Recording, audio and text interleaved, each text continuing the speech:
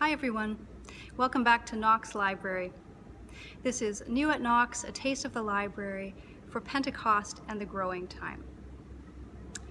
Now the book I have for you today is one that I am personally just super excited about.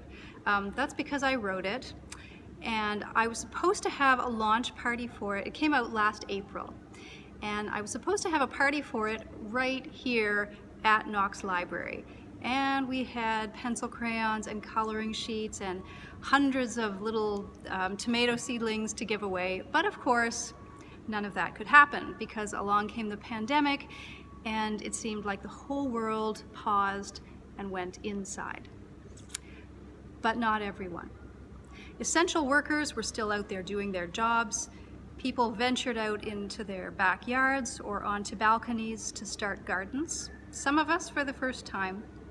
We tried to look out for our neighbors, even from a distance, and find creative ways to say thank you to those who were out there providing essential services for the rest of us. Although what grew in Larry's garden, was written long before anybody had ever heard of COVID-19, many of its themes turned out to be very pertinent to the world in which we have found ourselves over the past year. This is a book about community, problem solving, gratitude, and paying attention to those around us. Grace, there she is, loves to help her neighbor Larry in his garden. But when the next door neighbor builds a huge fence that blocks the sunlight and nearly kills all of Larry's tomato plants, something needs to be done. It turns out that Larry and Grace were growing far more than just fruits and vegetables. Something much more important is at stake, and it's Grace who finds the way forward. What grew in Larry's garden is also a story about friendship, community, conflict, reconciliation, growth, kindness, and other fruits of the Spirit.